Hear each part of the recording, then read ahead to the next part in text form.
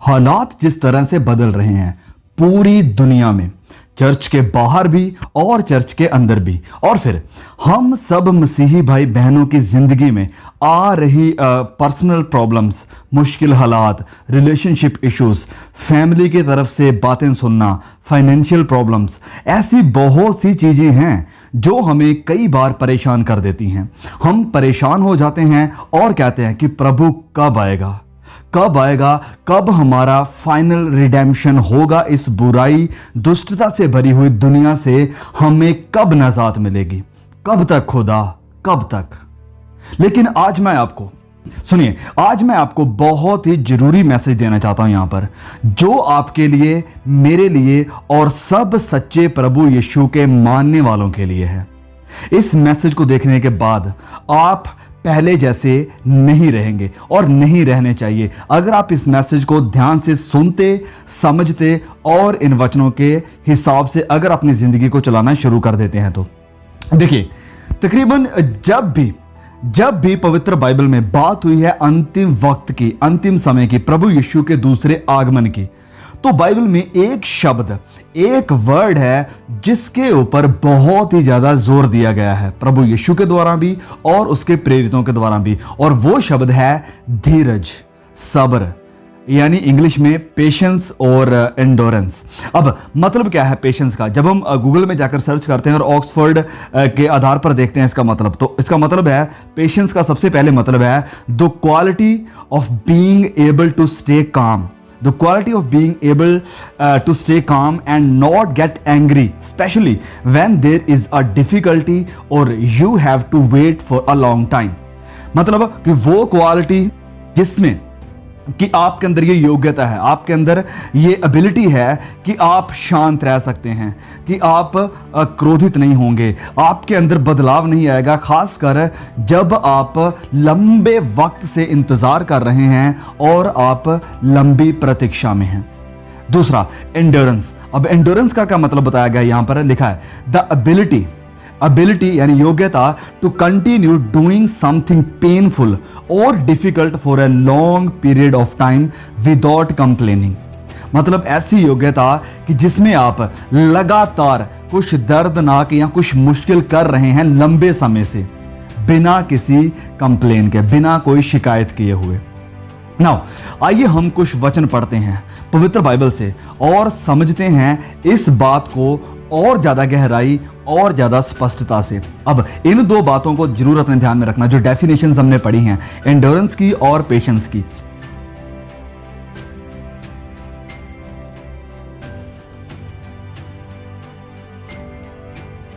चलिए वचन में जाते हैं। सबसे पहले मत्ती अध्याय 10 वचन 22, यहां पर प्रभु यीशु बात कर रहे हैं। क्या कहते हैं कि मेरे नाम के कारण सब लोग तुमसे बैर रखेंगे, मेरे नाम के कारण सब लोग तुमसे बैर रखेंगे, पर जो अंत तक धीरज धरेगा, जो अंत तक धीरज धरेगा उसी का उद्धार होगा।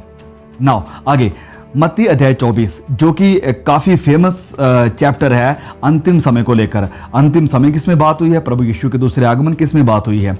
तो यही वचन, इसी वचन में प्रभु यीशु फिर कह रहे हैं, परंतु जो अंत तक धीरज धरे रहेगा, जो अंत तक धीरज धरे रहेगा उसी का उद्धार होगा। फिर आगे जब हम पढ़ते हैं इब्रानियों अध्याय 10, हिब्रूज चैप्टर 10 वर्स 35 to 39, तो यहां पर लिखा है, इसलिए अपना साहस ना छोड़ो, जिसका मतलब है हिम्मत ना हारो, धीरज धरे रहो, क्योंकि उसका प्रतिफल बड़ा है।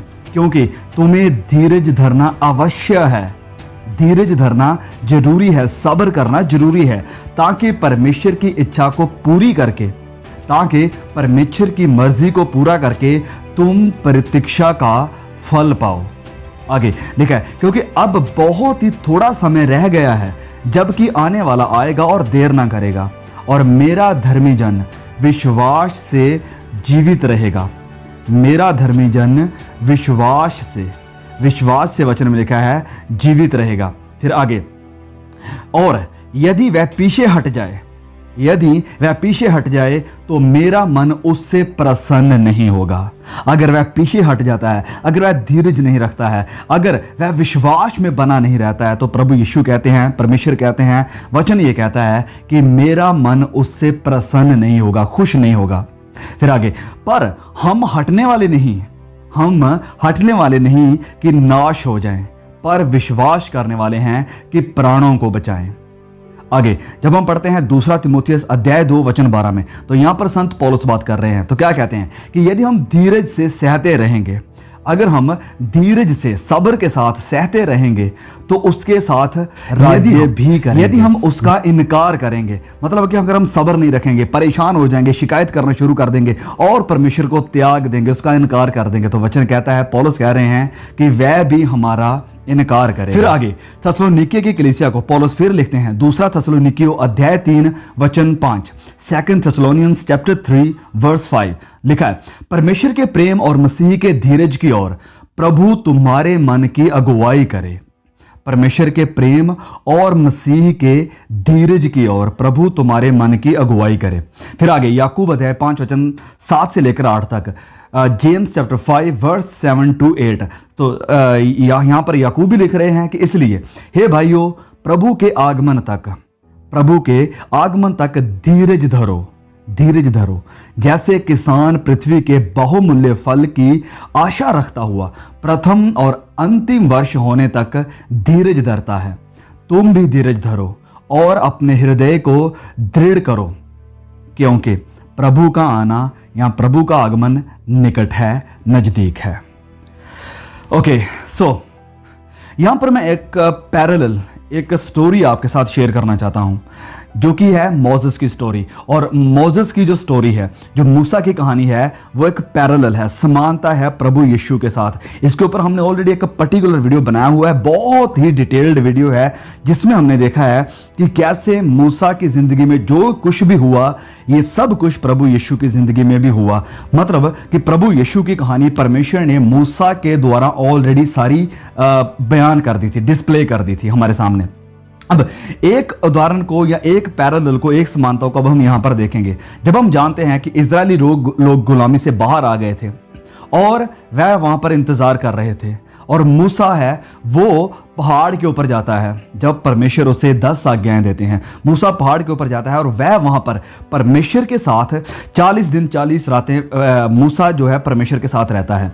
अब जब ये 40 दिन और 40 रात मूसा ऊपर पहाड़ के है, तो नीचे जो बाकी लोग हैं, इजराइल के लोग, वह जब इतना लंबा समय इंतजार कर रहे हैं, देख रहे हैं कि मूसा अभी भी नहीं आ रहा है, इतना टाइम लगा रहा है, मूसा क्यों नहीं आया, इतने वक्त तक मूसा कहाँ है, पता नहीं वह आएगा भी कि नहीं आएगा, पता नहीं शायद मूसा वहां पर खत्म हो गया होगा।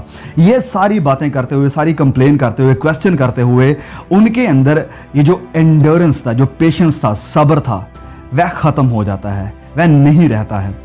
तो परमेश्वर की तरफ से वह लोग मुंह फेर लेते हैं, परमेश्वर की तरफ से मुंह फेर लेते हैं, परमेश्वर को छोड़ देते हैं, मूर्ति पूजा करने लग जाते हैं और सच्चे खुदा को छोड़ दिया। उन्होंने उस सच्चे खुदा को छोड़ दिया जो उन्हें सबसे पावरफुल कंट्री के हाथों से आजाद करवाकर लेकर आया था। और परमेश्वर ने उनसे वायदा किया था कि मैं आपको एक धरती दूंगा, एक जगह दूंगा आपके रहने के लिए। और इस काम में परमेश्वर उनकी अगुवाई कर रहा था, उनकी हेल्प कर रहा था, उन्हें बहुत सारी चीज़ें प्रोवाइड कर रहा था। लेकिन फिर भी ये लोग उसे छोड़ देते हैं, उसे त्याग देते हैं और मूर्ति पूजा करने लग जाते हैं, अपने लिए बछड़ा बनाते हैं सोने का और उससे सजदा करना शुरू कर देते हैं।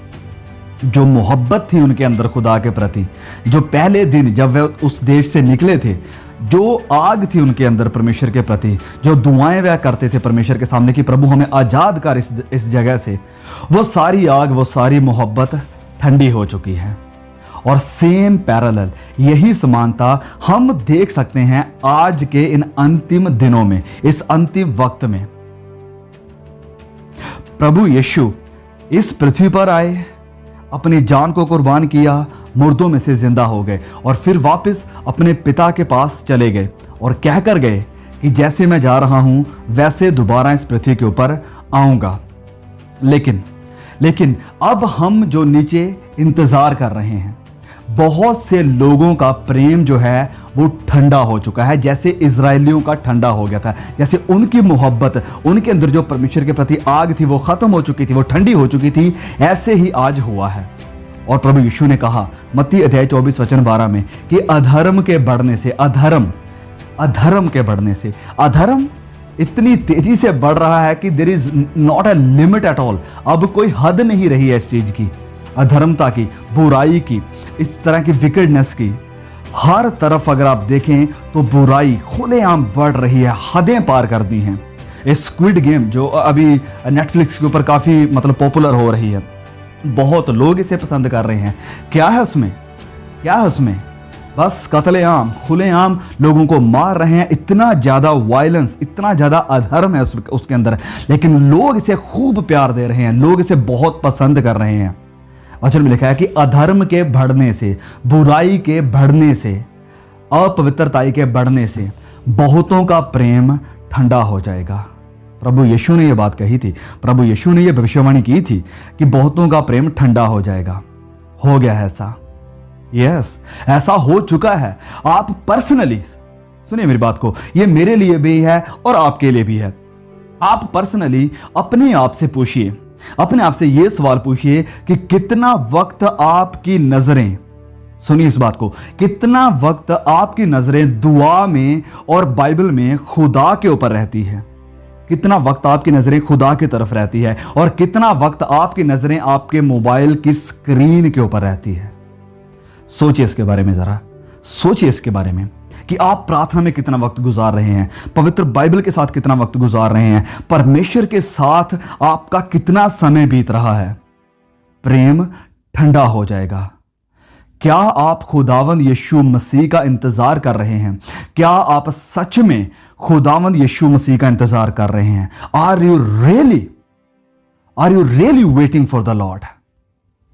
देखिए, ये वीडियोस देखना, यूट्यूब के ऊपर मैसेजेस को सुनना, खुदा के वचनों के बारे में सीखना, इट्स ऑल गुड। ये सब हमारे फायदे के लिए है, ये सब अच्छा है, बेहतर है। लेकिन इसको आप परमेश्वर के साथ बैठने के साथ कंपेयर नहीं कर सकते हैं। मेरे कहने का मतलब है कि आप इन सब चीजों को देखते हुए, क्योंकि मैं यूट्यूब के ऊपर मैसेज सुन रहा हूं, खुदा के वचनों को सीख रहा हूं, तो प्रार्थना करूं या ना करूं, बाइबल पढ़ूं या ना पढ़ूं, इट डज नॉट मैटर। अगर आपकी सोच ये है तो आई एम सॉरी टू से कि आप बहुत ज्यादा गलत डायरेक्शन में जा रहे हैं। You need to personally sit, come on your knees, अपने घुटनों पर आए, बैठिए, अपने बाइबल को पकड़ें, पढ़िए प्रभुश्वर के वचनों को, मनन कीजिए वचनों के ऊपर और खुदा के साथ बैठकर कुछ समय उसको दें, दुआ करें। ये YouTube मैसेजेस देखना, प्रचारकों को सुनना, बाइबल के बारे में सीखना, इन सारी बातों के बारे में जानना हमारे लिए जरूरी है, बहुत ज्यादा जरूरी है, हमें और ज्यादा स्ट्रांग होने के लिए, हमें और ज्यादा इंस्पायर, मोटिवेट होने के लिए। लेकिन इसे आप कंपेयर नहीं कर सकते हैं पर्सनल प्रेयर के साथ, पर्सनल मेडिटेशन के साथ और बाइबल रीडिंग के साथ। ये टाइम आपको खुदा को देना ही होगा। और अगर ये सब आप नहीं कर रहे हैं, सिर्फ आप YouTube के ऊपर, मैसेजेस के ऊपर लोगों को सुन कर ही अपने आप को मान रहे हैं कि मैं आत्मिक हूं, तो प्लीज आपका प्रेम ठंडा हो चुका है। आपको खुदा के साथ बैठने की जरूरत है। उस आग को, जो पवित्र आत्मा की सामर्थ की आग है, उसे दोबारा से जलाने की जरूरत है। क्या आप खुदावंद यीशु मसीह का सच में इंतजार कर रहे हैं? यहां वो प्रेम, वो आग, वो मोहब्बत ठंडी हो चुकी है कि आपको अब उसका इंतजार नहीं है। यहां ये मोहब्बत, ये चाहत जो आपके अंदर थी खुदावंद खुदा यीशु के प्रति, उसके आगमन के प्रति, वो ठंडी हो गई है। क्या वर्शिप में आप दिल से, सुनिए, क्या वर्शिप में, आराधना के समय आप दिल से, आत्मा से और सच्चाई से खुदा की आराधना, उसकी प्रस्तुति करते हैं? यहां बस आप जाते हैं फॉर्मेलिटी को पूरा करने के लिए। जहां आप, वहां पर आप देखते हैं म्यूजिक कैसा बज रहा है, आवाज कैसी आ रही है, मजा आ रहा है, नहीं आ रहा है। क्या आप खुद, क्या यस इंडिविजुअली, पर्सनली, क्या आप वर्शिप कर रहे हैं खुदा की सच्चे दिल से, आत्मा से, रूह और सच्चाई से? वचन कहता है कि बहुतों का प्रेम ठंडा हो जाएगा अधर्म के बढ़ने से। इजरायली लोगों का प्रेम ठंडा हो गया था, उनके अंदर धीरज नहीं रहा और उन्होंने सच्चे खुदा को छोड़ दिया, जो उन्हें उस वक्त की बहुत ही पावरफुल कंट्री की गुलामी से छुड़ाकर लेकर आया था और उनसे वादा किया था कि एक अच्छी और बेहतरीन जगह मैं उन्हें दूंगा, और उन्हें लेकर भी जा रहा था उस जगह पर। उनकी हेल्प भी कर रहा था, उन्हें हर चीज़ मुहैया भी कर रहा था, उनकी सारी ज़रूरतें खुदा पूरी कर रहा था जो उन्हें चाहिए थी। लेकिन फिर भी उन्होंने उस खुदा को छोड़ दिया और अपने लिए सोने की मूर्ति बनाई और उसकी वर्शिप करने लगे, उसकी तरफ मुड़ गए, खुदा की तरफ अपनी पीठ कर ली। आज भी बहुत से ऐसे लोग हैं, बहुत से क्रिश्चियंस हैं ऐसे जो अपने आप को मसीही कहते हैं, जिन्होंने इस सच्चे खुदा को छोड़ दिया है और अपने लिए बहुत सी मूर्तियां बना ली हैं। वो मूर्ति उनका पैसा बन चुका है, वो मूर्ति उनकी जॉब बन चुकी है, वो मूर्ति उनका कोई रिलेशनशिप बन चुका है, वो मूर्ति उनके लिए उनका घर बन चुका है, वो मूर्ति उनके लिए उनका मोबाइल बन चुका है, इंस्टाग्राम बन चुका है, यूट्यूब बन चुका है, व्हाट्सएप बन चुका है या फेसबुक बन चुका है। किसी भी तरह की कोई भी मूर्ति हो सकती है जिसकी तरफ आपकी नजरें लगी हुई हैं और परमेश्वर की तरफ आपने पीठ कर ली है अपनी, वह उनकी पूजा करते हैं। और सच्चे खुदा, जीवित खुदा प्रभु यीशु के साथ बैठने के लिए वक्त नहीं है, वक्त नहीं है।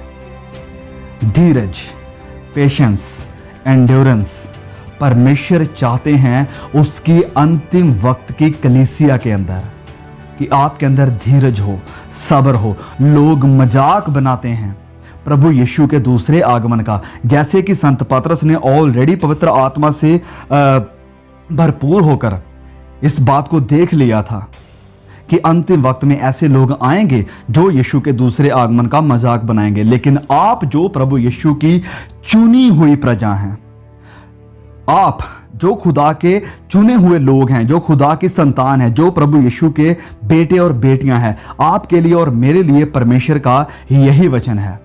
खुदा आपसे और मुझसे यही कह रहे हैं कि धीरज धरो और अपने हृदय को दृढ़ करो, क्योंकि प्रभु का आगमन निकट है। धीरज और पेशेंस का क्या मतलब है? Quality of being able to stay calm and not get angry, specially when there is a difficulty और you have to wait for a long time. जब आपको इंतजार करना पड़े, जब मुश्किल हो, जब लंबा समय आपको इंतजार करना पड़े, तो उस वक्त में एक ऐसी योग्यता जहां पर आप शांत रहेंगे, जहां पर आप परमेश्वर के ऊपर नजरें बनाकर रहेंगे, इसे कहते हैं सब्र, पेशेंस, धीरज। आप शायद परेशान हो, मसीह के कारण आपको दुख झेलने पड़ रहे हो, किसी भी तरह की मुश्किल में शायद आप हो, या किसी भी तरह से किसी भी तरह के दुख में आप हो सकते हैं। खुदा का वचन आपके लिए यह है कि धीरज धरें, क्योंकि यीशु का आना अब बहुत ही ज्यादा करीब है। हम वो जनरेशन हैं, सुनिए मेरी बात को, हम जो 21वीं सदी में रह रहे हैं, हम वो पीढ़ी हैं, वो जनरेशन है जिन्होंने ऐसी ऐसी टेक्नोलॉजी और बातों और चीज़ों और घटनाओं का एक्सपीरियंस किया है और देख रहे हैं जो कि हमसे पहले के लोगों ने कभी भी सोची नहीं थी। परमेश्वर इन अंतिम दिनों में, परमेश्वर इस अंतिम वक्त में वचन की बहुत सारी बातों को, सुनिए मेरी बात को, इन अंतिम दिनों में परमेश्वर वचनों की बहुत सारी बातों को, बाइबल की सच्चाई को, बहुत से गुप्त भेदों को, बहुत से जो गुप्त भेद हैं वचनों के, उन्हें जाहिर कर रहे हैं। परमेश्वर आज जाहिर कर रहे हैं। क्यों? क्योंकि वह चाहते हैं कि उसकी दुल्हन पूरी तरह से तैयार हो जाए। प्रभु यीशु जानते थे कि 21वीं सदी में, कि 21st सेंचुरी में ऐसे होगा, इसलिए उन्होंने कहा, इसलिए प्रभु यीशु ने कहा कि मेरे नाम के कारण सब लोग तुमसे बैर करेंगे। जो भी प्रभु यीशु की तरफ नहीं है, सब लोग क्रिश्चियंस के साथ बैर करते हैं। आप किसी भी और धर्म के साथ जुड़ जाएं, आप किसी भी और धार्मिक स्थान पर चले जाएं, आपको कोई भी प्रॉब्लम नहीं होगी, कोई आपसे कुछ नहीं कहेगा। लेकिन जब आप चर्च में आते हैं, जब आप कहते हैं कि मैं मसीहों के साथ संगति कर रहा हूं, तभी लोग आपकी तरफ आंखें निकालना शुरू कर देते हैं। वचन कहता है, प्रभु यीशु ने कहा कि मेरे नाम के कारण सब लोग तुमसे बैर करेंगे। आप अपना खुलेआम प्रचार कर सकते हैं, हर जगह पर अपनी धार्मिक स्क्रिप्चर की जो किताबें हैं उन्हें बांट सकते हैं। लेकिन जब बात आती है कि क्रिश्चियन लोग भी ऐसा करेंगे, तब लोग कहते हैं कि धर्म परिवर्तन हो रहा है। तभी लोगों को बहुत सारे बैर का सामना करना पड़ता है गैर मसीहों की तरफ से। प्रभु यीशु ने कहा कि मेरे नाम के कारण, प्रभु यीशु के नाम के कारण सब लोग तुमसे बैर करेंगे, पर जो अंत तक धीरज धरेगा, जो अंत तक सब्र करेगा, उसी का उद्धार होगा। नाउ फाइनल वर्ड्स जो मैं यहां पर कहना चाहता हूं, अंतिम वचन को पढ़ूंगा जो कि संत पौलुस के द्वारा लिखे गए हैं। प्लीज इन वचनों को बहुत बहुत ज्यादा ध्यान से सुनिए। अब तुम्हारे नींद से जाग उठने की घड़ी आ पहुंची है। यह वचन आप पढ़ सकते हैं, रोमियो अध्याय 13 उसके वचन 11 से लेकर 14 तक हम पढ़ेंगे। लिखा है, पौलुस कहते हैं कि अब तुम्हारे नींद से जाग उठने की घड़ी आ पहुंची है। नींद से जाग उठने की घड़ी। One can do many religious things and still be asleep toward God. आप बहुत सारे धार्मिक कामों को कर सकते हैं, चर्च में जाकर सेवा कर सकते हैं, बहुत कुछ कर सकते हैं, लेकिन हो सकता है कि मसीही की तरफ, खुदा की तरफ अभी भी आप सोए हुए हों। It is important for every Christian to make sure they are truly, वह सच में जगे हुए हैं और एक्टिव हैं in their life before God, कि खुदा के सामने वे एक्टिव हैं और पूरी तरह से जगे हुए हैं। We should be all the more energetic and committed to a right walk with God. हमें और ज़्यादा एनर्जेटिक, और ज़्यादा उत्साहित और कमिटेड होना चाहिए कि परमेश्वर के साथ हमारी जो ज़िंदगी है, हमारी जो वॉक है, वो कैसी है। आगे लिखते हैं, क्योंकि जिस समय हमने विश्वास किया था, जिस वक्त हमने विश्वास किया था, उस समय की तुलना से अब हमारा उद्धार निकट है। हो सकता है 10 साल, 5 साल, 1 साल, 2 साल, 20 साल पहले आपने विश्वास किया हो, और अब जो आपका उद्धार है, अब जो प्रभु यीशु का आगमन है, उससे भी बहुत ज़्यादा निकट हो चुका है। आगे पौलुस लिखते हैं कि रात बहुत बीत गई है और दिन निकलने पर है, इसलिए हम अंधकार के कामों को तज कर मतलब उतार कर, छोड़कर ज्योति के हथियार बांध लें, पहन लें। अब अगर हमें कुछ पहनना है तो उसके लिए जो पहले हमने पहन रखा है उसे उतारना होगा। अगर आप उसी के ऊपर जो नया कपड़ा है उसे पहन लेते हैं तो दोनों में बदबू आना शुरू हो जाएगी। इसलिए परमेश्वर का वचन पहले कहता है कि हमें जो अंधकार के काम हैं, जो बुराई है, गलत काम है, वो क्या है, आगे वचन में एक्सप्लेन किया हुआ है। उन्हें तज कर, वचन कह रहा है, उन्हें छोड़कर ज्योति के, जो रोशनी के, यानी रोशनी कौन है, प्रभु यीशु, उसके जो हथियार है, उसकी जो पवित्रताई है, उसका जो चोगा है, उसे हमें पहनना होगा। वचन 13 में लिखा है कि जैसे दिन में वैसे ही हमें उचित रूप से चलना चाहिए। जैसे दिन में, वचन आगे कहता है कि ना कि लीला क्रीड़ा और पियक्कड़पन, ना व्यभिचार और लुचपन में, और ना झगड़े और ईर्ष्या में। ये सारे गुनाहों को वचन कहता है कि तुम तज कर दो, छोड़ दो। वचन 14, वरन प्रभु यीशु मसीह को पहन लो, प्रभु यीशु को पहन लो, और शरीर की अभिलाषाओं को पूरा करने का उपाय यानी प्रयत्न या कोशिश ना करो। The flesh will be as active as we allow it to be. ये हमारा जो शरीर है, ये जो बदन है, उतना ही एक्टिव रहेगा जितना हम इसे चाहते हैं कि एक्टिव रहे। We have a work to do in walking properly as in the day. हमें परमेश्वर के साथ एप्रोप्रिएटली चलना होगा, मसीह को पहन कर चलना होगा। It is not as if Jesus does it for us and we sit back. मतलब ये ऐसा नहीं है कि प्रभु यीशु ही हमारे लिए सब कुछ करेगा और हम आराम से बैठेंगे और उसे देखेंगे कि वह कैसे करता है। इसकी बजाय वह अपना काम हमारे थ्रू करता है। प्रभु यीशु, पवित्र आत्मा अपना काम हमारे थ्रू करते हैं। अगर हम तैयार हैं, अगर हम विलिंग हैं, अगर हम प्रभु यीशु के कामों को अपनी जिंदगी से प्रकट होने की पवित्र आत्मा को अनुमति देते हैं और अपने आप को तैयार करते हैं, तो इसलिए वचन में जैसे हमने पढ़ा है, जैसे हमने पूरी बाइबल के वचनों को पढ़कर देखा है कि धीरज हमारी जिंदगी में इन अंतिम समयों में होना बहुत ही जरूरी है। इन्हीं दिनों में, इन अंतिम दिनों में शैतान का टारगेट आप हैं, परमेश्वर का टारगेट आप हैं। आप सोचकर देखिए कि आपकी जान, आपकी आत्मा कितनी कीमती है। इस शरीर जिसके लिए हम हर वक्त कोशिश करते रहते हैं, जिसे खुश करने की कोशिश में, प्रयास में हम लगे हुए हैं, इससे भी ज़्यादा कीमती हमारी आत्मा है, जिसके पीछे सुनिए परमेश्वर भी लगे हुए हैं और शैतान भी लगा हुआ है। तो सोच सकते हैं कि ये कितनी कीमती है। इसलिए शैतान के कामों को हमें तज करना होगा, हमें छोड़ना होगा। और वचन में जैसे हमने पढ़ा है कि मसीह को पहन लो, मसीह को पहन कर चलो, क्योंकि प्रभु यीशु चाहते हैं कि आप हमेशा की ज़िंदगी उसके साथ, उसकी उपस्थिति में सदा के आनंद में बिताएं। और दूसरी तरफ शैतान है जो चाहता है कि आप सदा की ज़िंदगी हमेशा के लिए उसके साथ सदा की आग में, सदा की निंदा में और सदा की पीड़ा में बिताएं। So keep patience.